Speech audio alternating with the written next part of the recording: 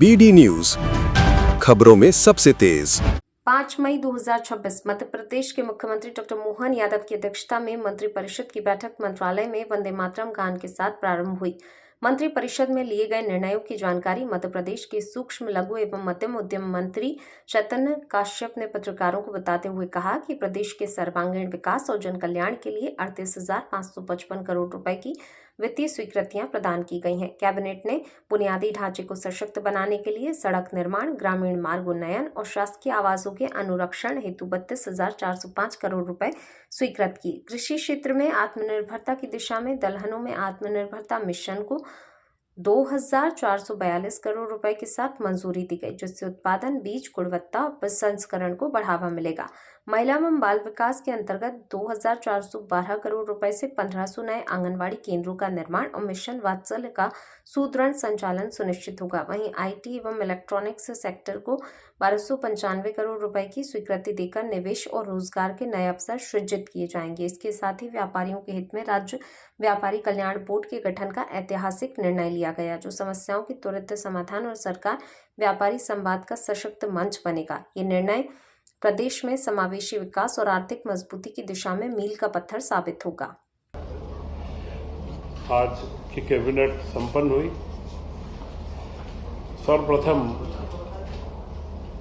Cabinet में माननीय मुख्यमंत्री जी ने भारतीय जनता पार्टी को जो ऐतिहासिक सफलता मिली है, बंगाल के अंदर पहली बार आजादी के बाद वहां भारतीय जनता पार्टी की सरकार बन रही है, तथा आसाम में तीसरी बार हैट्रिक लगी है।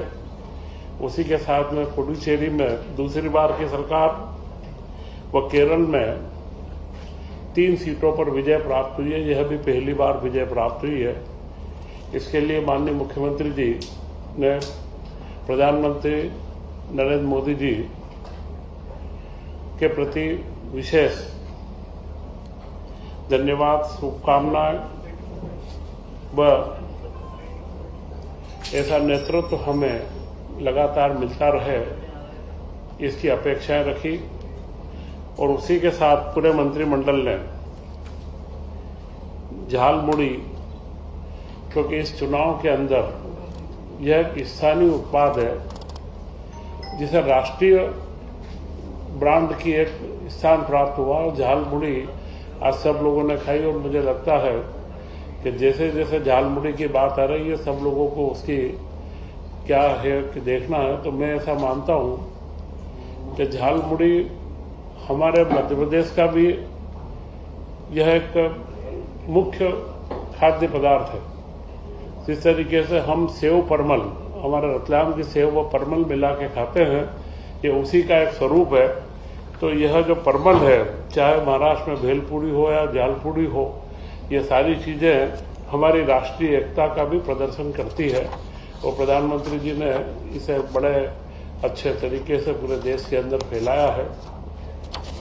तो यह एक बड़ी सफलता भारतीय जनता पार्टी की है।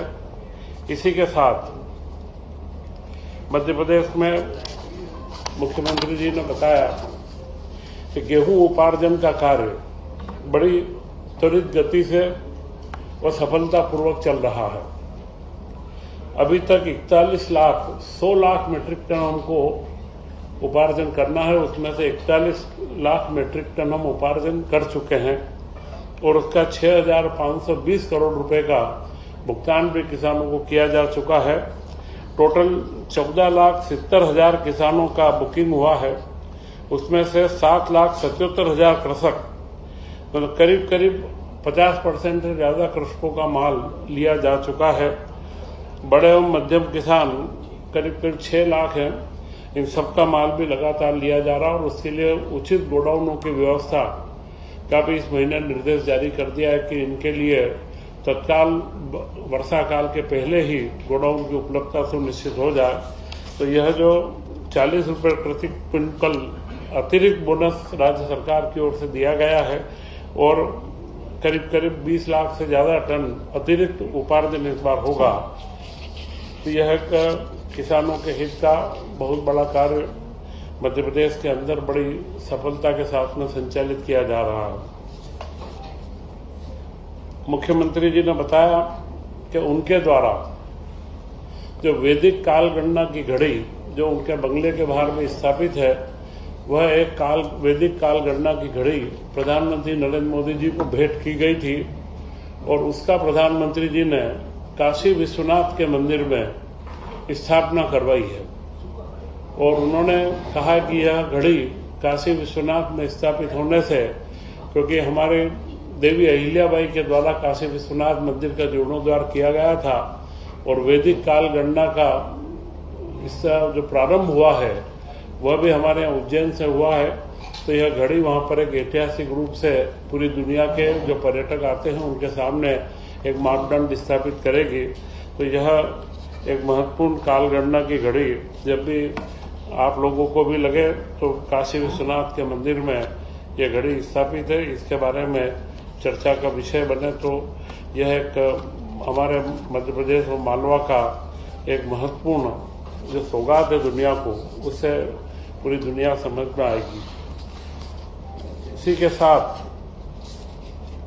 इंदौर में 9 से 13 जून तक ब्रिक्स समूह का जो कृषि कार्यों का अंतर्राष्ट्रीय सम्मेलन है, कृषि कल्याण वर्ष के तहत एक ये महत्वपूर्ण उपलब्धता प्राप्त हुई है, जिसमें ब्राजील, रूस, भारत, चीन, दक्षिण अफ्रीका, युगांडा, मिस्र, इथियोपिया, ईरान, सऊदी अरब, मलेशिया, नाइजीरिया, थाईलैंड, संयुक्त अरब अमीरात, कोलंबिया, इंडोनेशिया सहित कुल 21 देशों के प्रतिनिधि शामिल होंगे और 9 से 11 जून तक वरिष्ठ अधिकारियों के साथ में इन सबके कृषि वैज्ञानिक, उनके एक्सपर्ट के साथ में चर्चा होगी, जो मध्य प्रदेश में कृषि के उत्पादन को बढ़ाने में और मुख्यमंत्री मोहन यादव जी की जो मंशा है कृषि कल्याण वर्ष यह जो मनाया जा रहा है, इसके अंदर इसका एक बहुत बड़ा योगदान हमें प्राप्त होगा।